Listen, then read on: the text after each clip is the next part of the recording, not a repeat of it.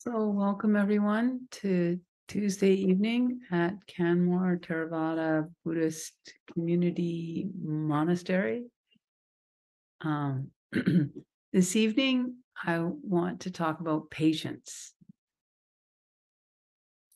We are about to embark on Sanghamita and I. We will do a series on the gradual training, which is basically the Eightfold Noble Path of the Buddha, fleshed out. And like, what does that look like lived out in a human life? And we'll take several weeks to do it. And so I was thinking about tonight, something that will be wonderful for us to take into that series is a deeper understanding, hopefully, and a deeper appreciation of patience. There's so everyone probably knows the word Dharma. Dharma is Sanskrit, Dhamma is Pali, and there's another whole section to the Buddha's teachings called Vinaya. And Vinaya is often translated discipline, and that's what is, for lay people, your Vinaya really is the 5 precepts and sometimes the 8 precepts.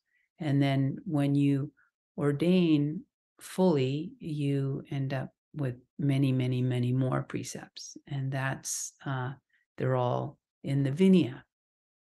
And just the rules themselves, the Pali word is patimokkha. And when there's enough bhikkhunis or bhikkhus, nuns or monks in a community, every moon day, the full moon and the new moon, they will recite the patimokkha. They'll recite all of their rules. We don't have enough here to do that. You need 4. But the reason I'm bringing up the Vinaya is because initially, when there first were followers of the Buddha, they were all very realized human beings. They were all, most arahants, or certainly stream enterers. And so there wasn't all of these rules because there was no need, because these people were absolutely outstanding in their way of being, and their interactions and in their life. So there was just this very short, terse, pithy statement the Buddha gave to his followers. And it really encapsulates the Buddha's teachings. And that is, I just want to get the grammar right. To avoid all evil, to cultivate good, and to cleanse one's own mind. This is the teaching of all the Buddhas. The Buddha that we're following, Gautama Buddha, and all the Buddhas before him. And right after he says this, he says, patience is the highest austerity. So to avoid all evil, to cultivate good, to cleanse one's own mind. This is the teaching of all the Buddhas. And patience is the highest austerity. And when the Buddha said this, patience is the highest austerity, in Pali, it's kanti paramang tapo titika. And the tapo is the austerity. And this is a word that many recluses and ascetics were using at the time. And the Buddha did this thing that he often did. He took a spiritual word and he took it and he reworked it. And usually with a very, I don't know how to say it, but really shaking things up. He was shaking things up. So tapo was at the time really actually ascetic practice. So the Jains was a religion that actually the Jain leader lived at the same time as the Buddha in the same region, many, many conversations that they have. So there were many people practicing these extreme ascetic practices, like standing on one leg for hours and hours and hours and hours, or being completely naked and living like a dog, walking on all fours and eating, from a dish like a dog would, or even from the ground. Some very extreme practices, because there was this idea, and it often is this idea in religion, that the flesh is bad, and that you have to sort of conquer the body. And the Buddha had actually tried this. He tried it for years and realized this is going nowhere. It's all about the mind. And so it's amazing when he takes the actual real ascetic practice. The real one that will be of benefit in our lives is patience. A very, very, very high practice and essential in your spiritual life. It's essential in your life, and it's especially essential in your spiritual life. Patience will carry the heart through the turbulence of existence so that it no longer shakes, sinks, or lashes out.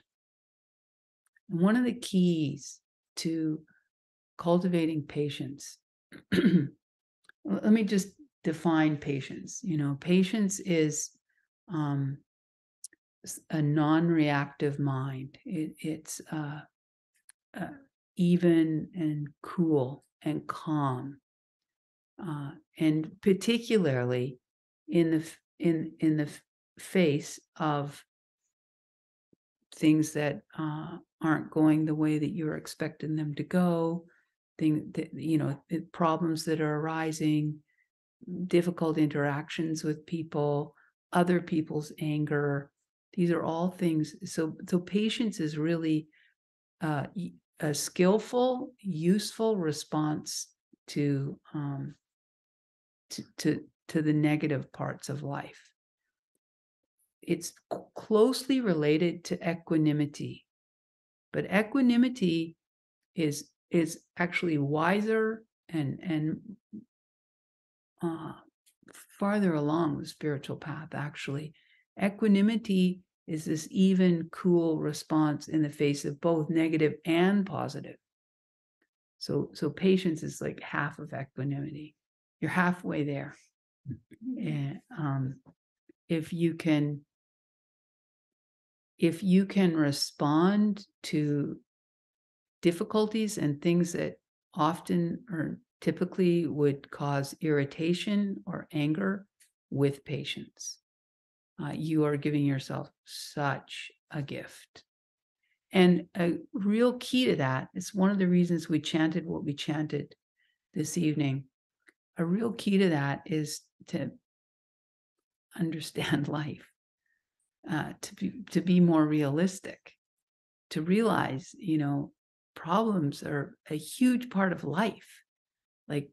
So leave your door in the morning expecting, hiccups, expecting perhaps the car won't start, perhaps, there'll be terrible traffic, perhaps, et cetera, et cetera. Perhaps, you're in the middle of an important phone conversation and the phone dies. This is just part of life. And the Buddha was so clear about us seeing the whole picture and opening our eyes and actually turning and embracing the way life really is. Ajahn Brahm has a great saying, you go to the doctor and you, doc, something's right. I'm sick. Nothing's wrong. Like, this is the way life is. This is what our bodies do. We think something's gone wrong, but no, if we adjusted our understanding, adjusted our expectations, this would help so tremendously. There's a sutta in the numerical discourses, Anguttara Nikaya, in the book of fives. It's called Situations. It's Anguttara 5:48, Situations. And the Buddha starts off, says there are these 5 situations that are impossible. And the first one is that which is the nature to get ill won't get ill. It's impossible. Can't happen. That which is the nature to die, to not die. Unattainable. These are the words he uses. This is unattainable. That which is the nature to grow old, to not grow old, will never happen. That is of the nature to be destroyed, to not be destroyed. That which is of the nature to end up in loss, to not end up in loss. Can't happen. And then he goes on to say that people that don't get that, they don't really fully take that in, then when these things happen, they, the Buddha, they mourn and lament and beat their breast and how, why me? And I can't believe it. And look what's happened. And this is terrible.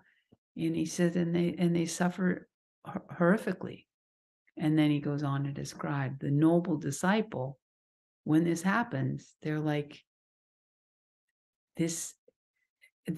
everyone else is going to deal with this as well. Everyone else is going to get sick. Everyone else is good. They understand the impersonal universality of this reality. And if we really take it on board, then just our expectations of life and our expectations of ourselves come more in line with what's realistic. And patients will not be so, what are you doing? I'm just being patient. That's what I'm doing. Just being patient. It's like, no, actually, you're not. you're like, like damping down, totally suppressing a bunch of impatience by not having realistic expectations, not understanding your predicament in life clearly. Yeah. So, such wisdom, if we really understand, take it on board, everything is out of our control. Everything is out of our control. If we really take that in, patience will come much more easily, much more naturally. Even our own mind, to a certain extent, is out of control. What is arising in my mind right now? I didn't necessarily ask for it. It's from past conditions. We looked at this when we were talking about karma. What is within my jurisdiction is how I respond to what's arising in my mind. And we know this while we're meditating, right? It's like, why am I thinking about that dumb movie I watched 10 years ago? I didn't even like it then. And here it is, I didn't ask for it. There's a great book by Ajahn Brahm, Who Ordered This Truckload of Dung? And that's talking about, like, who ordered this truckload of dung? I didn't order it, but here it is. So that being said, the more time that we spend listening to the Dhamma, the more time that we spend contemplating the Dhamma, the more time that we spend trying to train our own mind, then the probability of that dumb movie from 10 years ago arising in the mind starts to go down. So was that clear? Like we change the probabilities of what's arising in the mind. The more that we put wholesome in, the more that we put wholesome in, the more that we practice skillfully, the more likely it is that more useful, beneficial things will be arising in the mind.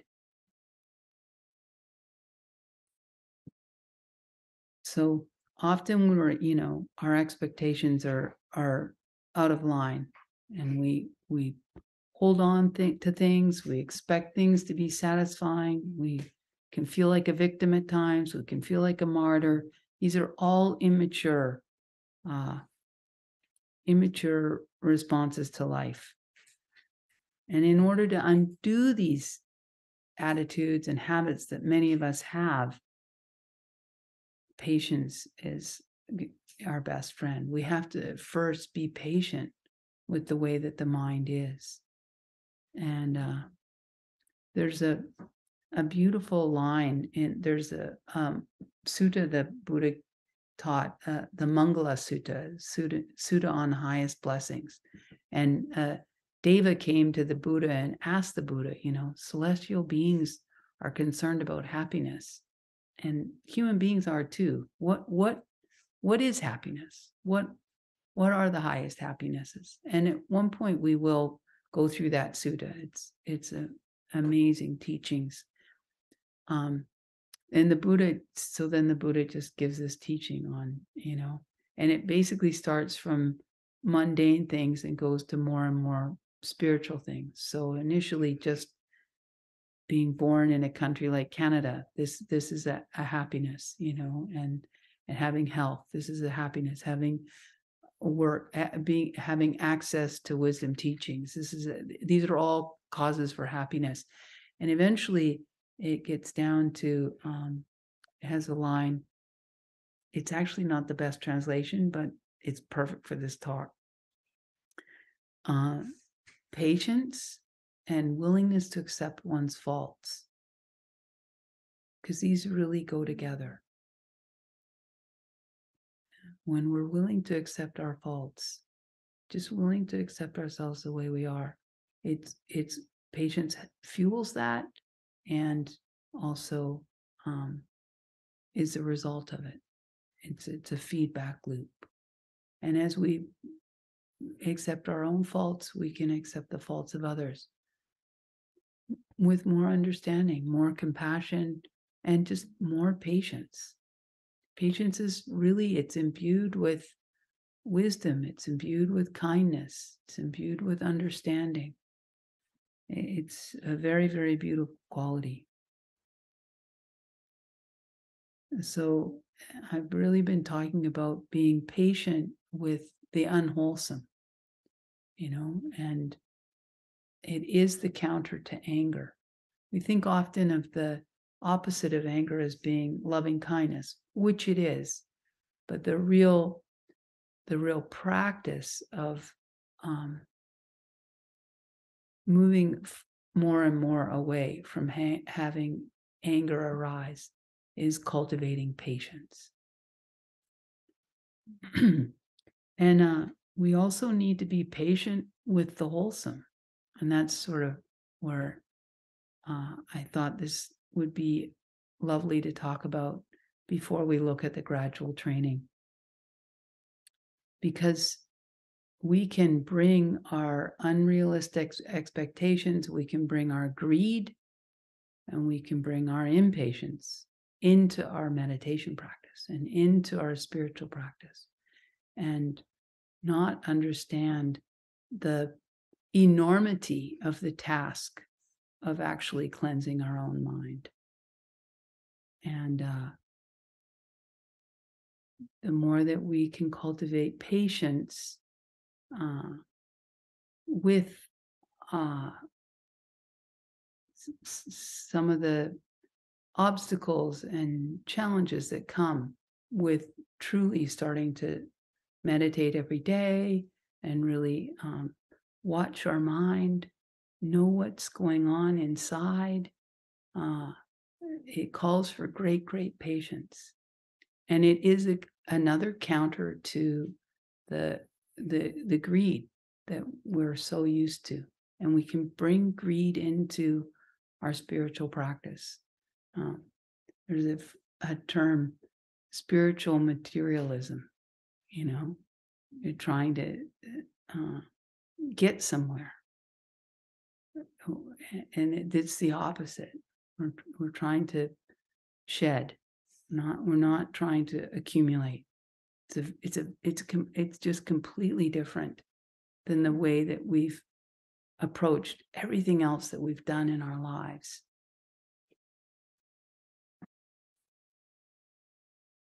There's a great story.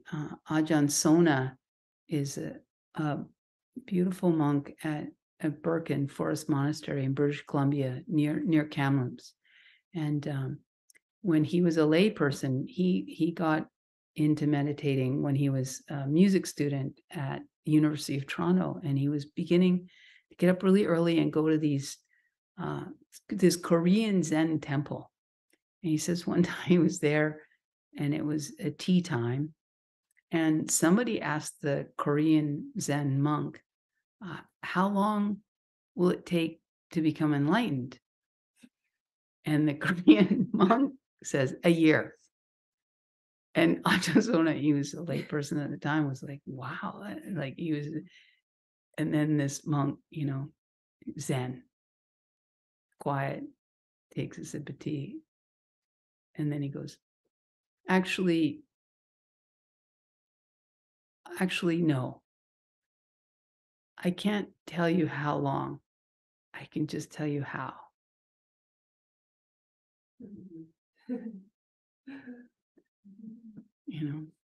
And but sometimes we are like, how long is it going to take before I can sit for an hour, and stay with my breath? How long is it going to take?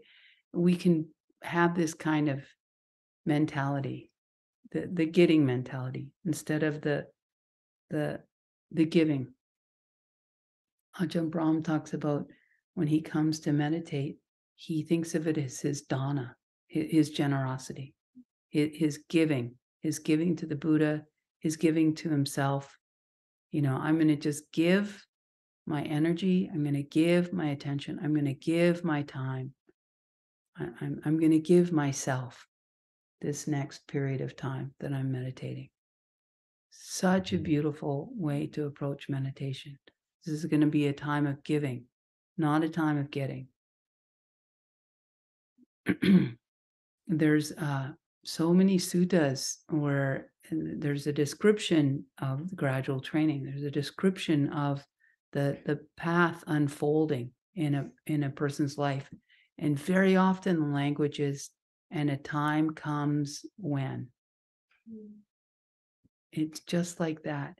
And what's wonderful in your spiritual practice is sometimes there can be, a real shift, and something starts to really open and unfold. And lots of times those things happen when you're not doing anything different, which is so great, because then you don't think that you did it. It's just you've put in enough training, you've put in enough causes and conditions, enough purification has happened that things are starting to change internally.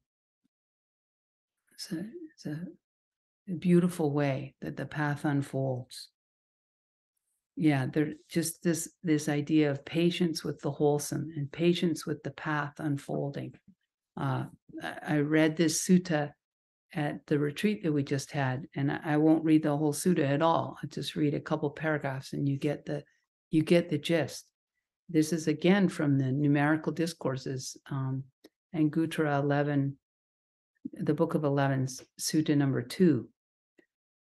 And again, just this idea of patience and this idea of the time comes when. For a person endowed with virtue, consummate in virtue, there's no need for an act of will. May freedom from remorse arise in me.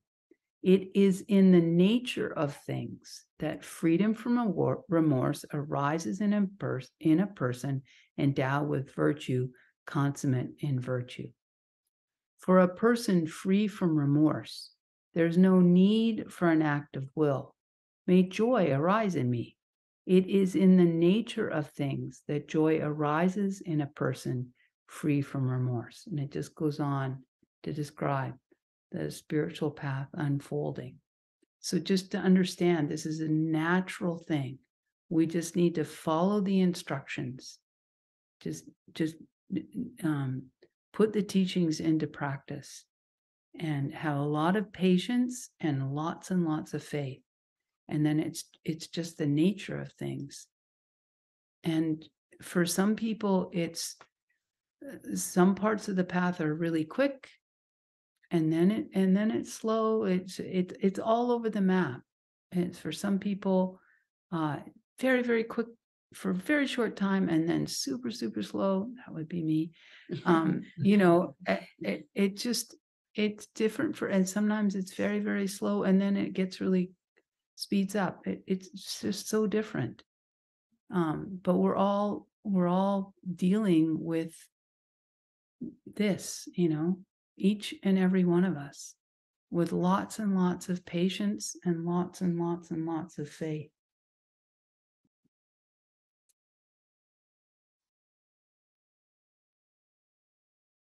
Yeah, patience. I'll just speak about one more aspect for the need for patience. So just understanding that the world, including our bodies and emotions, is unsatisfying and a bit of a mess. And the Buddha talks about these worldly winds. This is life. There's these 8 worldly winds. He gives this teaching many times, and they're all pairs, and one's really great, and the other is the opposite, and it's not so great. And this is life. There's praise and blame, there's gain and loss, there's fame and disrepute, and there's pleasure and pain. And again, the more that we understand this, the more patient we'll be when it's the blame and the loss and the disrepute and the pain. There's another verse the Buddha gives us to try and get us to wake up and see the way life is. In the Dhammapada, verse 227, they blame one who remains silent. They blame one who speaks much. They blame one who speaks in moderation. There's no one in this world who is not blamed. It's so great, right? It's like, don't think when you get blamed for something, why is this happening? What did I do wrong? It's the nature of things. I know people that teach retreats, and then they'll often have a bulletin board up at the door, that the yogis, these are big retreats, the yogis can put notes, and invariably there'll be a note about like, the hall's too hot. And then the next note, the hall's too cold, it's too drafty, and the next note, Dhamma reflections seemed really long. And then the next note, if only there were more Dhamma reflections. This is just the nature. You can't, it's just the way it is. Yeah. So if we can focus on patience and how it feels and start to value it, then, we can acknowledge specific mistakes that we make without taking on a sense of being a failure. And then the opposite, you can experience others' gratitude or praise with a sense of gladness that they receive something of benefit, and you don't have to shrug it away dismissively or own it. You just can stay centered. Patience. And I want to end with a story from my own life. It's a sort of a long story. I'll try and make it short, but I'll just expect you to be patient while I share it. I want to share this story. I want to share this story because I want to underscore that for the most part, I don't think we'll ever regret being patient. It's such a beautiful quality. So it was towards the end of my father's life, and my parents had very graciously, thank goodness, moved from a condo to a retirement place, and that was necessary because my dad had emphysema, he had COPD, and his capacity was diminishing, and so much was falling on my mom and on us kids. And then so they moved out of the condo, but it was kind of a shabby move, and I ended up having to tie up all the pieces. And my brother and my sister, no, I'm not doing it. So this one day, I felt so virtuous, like, angel me. I went and I cleared out the storage locker that no one had dealt with, when the move had happened.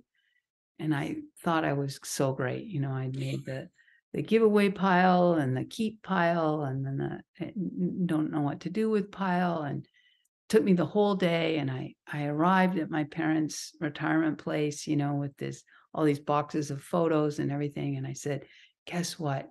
I cleaned out the storage locker. And the first thing my dad goes is, where's my thesis? And I was like, I don't know. I didn't see a thesis. Well, my thesis was there. And anyway, he exploded. It was really difficult, so painful for him. And then this thesis, my gosh, every time I was over to their house, anything I did, and you're going to throw away my thesis again? Anyway, I just stayed somehow. I stayed so patient with all of this. It was the exact opposite, praise and blame. I thought I was going to be so praised. I was so blamed.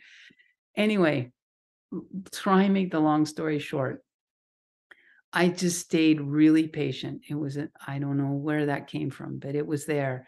And then I realized, oh my gosh, he did his thesis at University of British Columbia. This is in Vancouver. Like, we can get his thesis. And then I have a friend, a really good friend who's a librarian. She got his thesis from the university.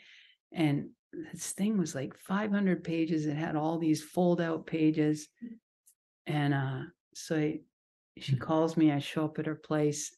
It's such a beautiful story, seriously. And we've been friends for 50 years. Her sister was just here last week. And so she shows me the thesis. I'm like, okay, here I go. And then she goes, oh, and I photocopied it for you. She had stayed late for like 2 weeks at work. It took her about 14 hours, her, and all the fold up, she photocopied the whole thing. Anyway, so then I took it to a copy shop, and it ended up having to be in 3 books. And it turned out, we didn't know, it turned out it was 2 days before he died. I showed up at his house, and my sister came with flowers, and we gave him his thesis. And he was so happy. And he was, reading parts of it, and it was so uplifted, so happy, so grateful. And then the next day was a Friday night, and he gave that thesis to my brother. He wanted him to have it, and the next day he died. Wow. And then the next day, Sunday, we start clearing out his closet. And the very first thing, very first thing, I open the closet, take out this box with his thesis in it. It was, there were just so many lessons for me at every turn, And I do think that often we get angry about stuff. Honestly, I do. I think there's times we get lots of times we get angry about stuff that actually never even happened. We think it happened. We misunderstood something. We misheard something. We don't give someone the benefit of the doubt, et cetera, et cetera, et cetera. But anyway, there were so many lessons, and I'm so glad it happened, frankly. Because I learned so much. And then my friend was so generous, and my father would not have been looking at his thesis, a couple of days before he died, if that hadn't happened. And it was such an uplift for him. It just, so much life came into him, all these memories and this tremendous time in his life. Yeah. And now we have 2 copies of his thesis. So my brother has the photocopy one. My sister has the original. Yeah. And my father died really, really well, I have to say. Yeah. And I don't regret being patient with his anger. I'm so happy that that I managed to stay patient. Yeah. So I'll end there, and would love any other stories. Patience, beautiful, beautiful quality. And patience with our own selves. And patience with our mind. Yeah.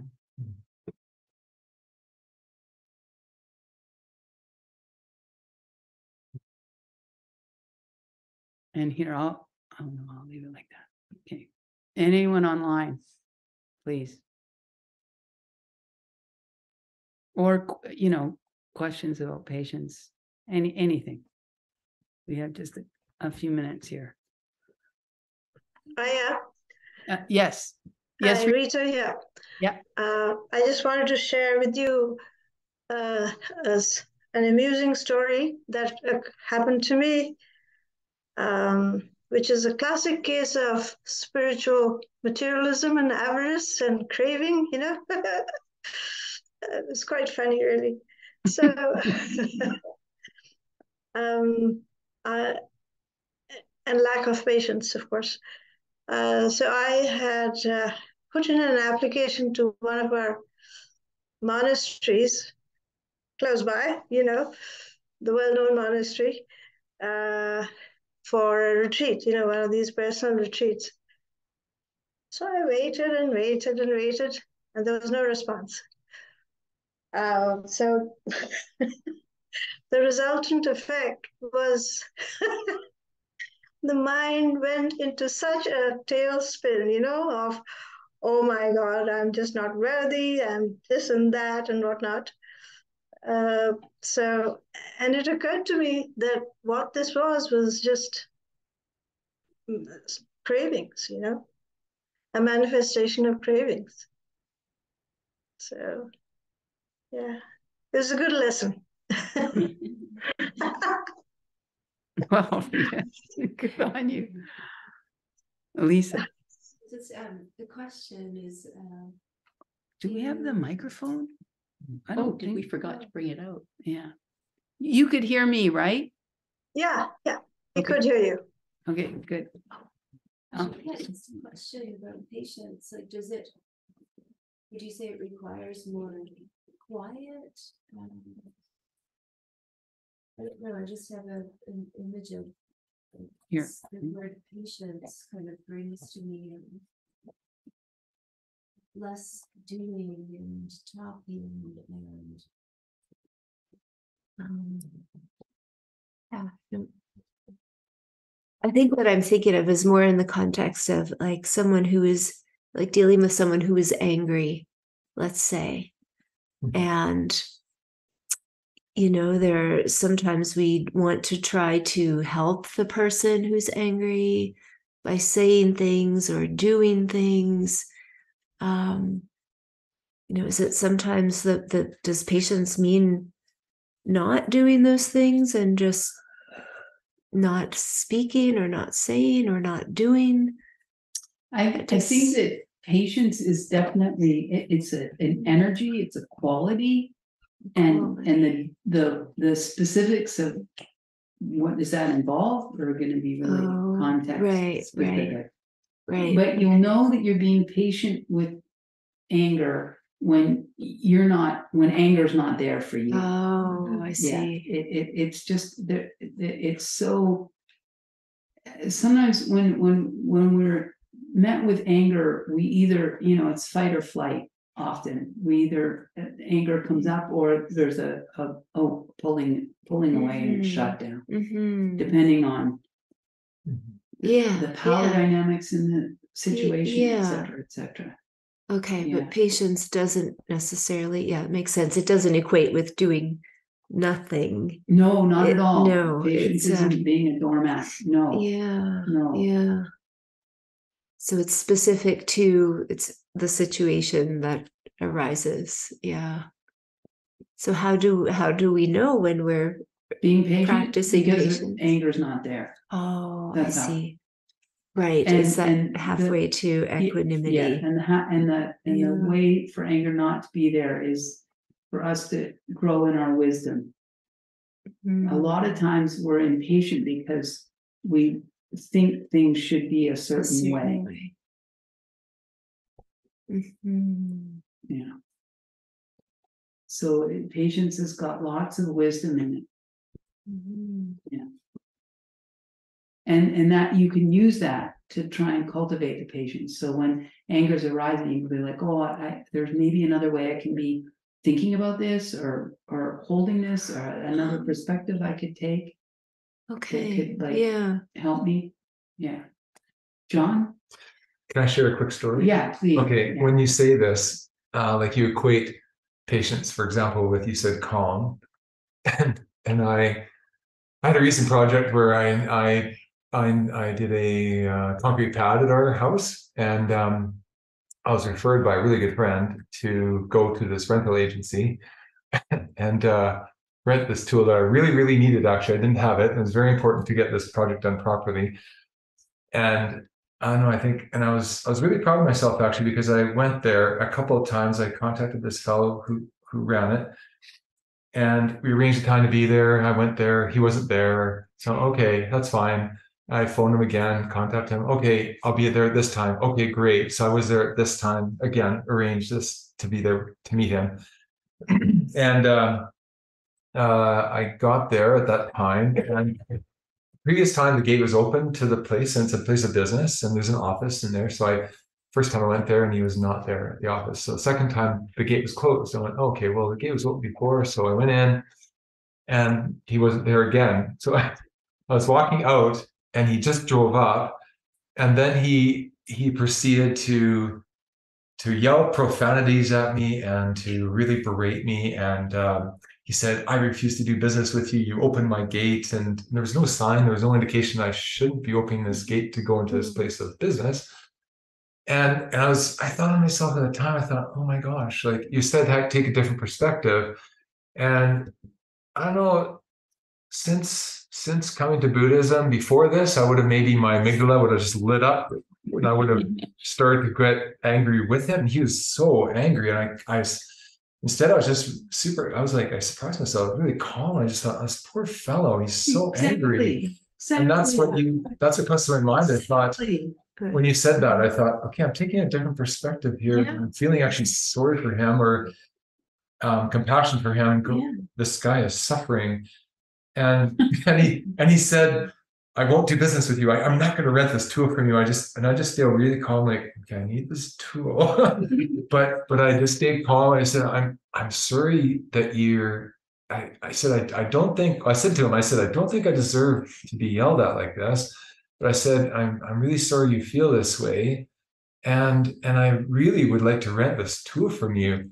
And it was kind of interesting. He calmed down, and he, not totally. Anyways, story short, he rented me the tool. I got the tool, and then I came with them to him to bring the tool back. And and across the street when I was getting yelled at, people were looking. They're like, holy, and I'm like, oh wow, okay. And then I brought it back to him, and I brought him some vegan treats. And I said, because I thought, okay, this poor guy, and he said to me, I won't eat that. I don't want that. I'm like, okay, that's fair enough. Sure. Especially when I said, yeah, he might not. Yeah, exactly. So I didn't. I'm just like, okay, all right, then how much do I owe you? Anyways, I paid up, but the moral of my story is just what you're saying. Like I don't know, this studying Buddhism, practicing meditation, and doing this, it has somewhat shifted something in me. Yeah. That I'm like, okay. Yeah. I know before I would have, my amygdala would have lit up more, and you respond anger with anger, right? So anyways, that's my story. Yeah. I was amazingly calm. And I think the people across the street were amazed too. He was a lot smaller than me too. I mean, like really. Anyway. That's what. Yeah. And you don't regret, right? No, Super don't no, fret. I felt really good coming out of the whole It feels situation. so good. Yeah. Yeah. Mhm. Yeah. Even if we're like way less angry, you know, all of it, the whole thing, it's much to celebrate. Yeah, and it Yeah. really is driven by wisdom. It really, really is. I think he was a little shocked too. I think he Yeah, expected me of to course. react Yeah. strongly, Yeah, even coming back again. Yeah. When he rented the tool to me, he threw it on the ground in front of me. Wow. Yeah, that was the level. I just went, okay, it's okay. yeah. I'll just pick this up. Thank you. This guy's not kidding me.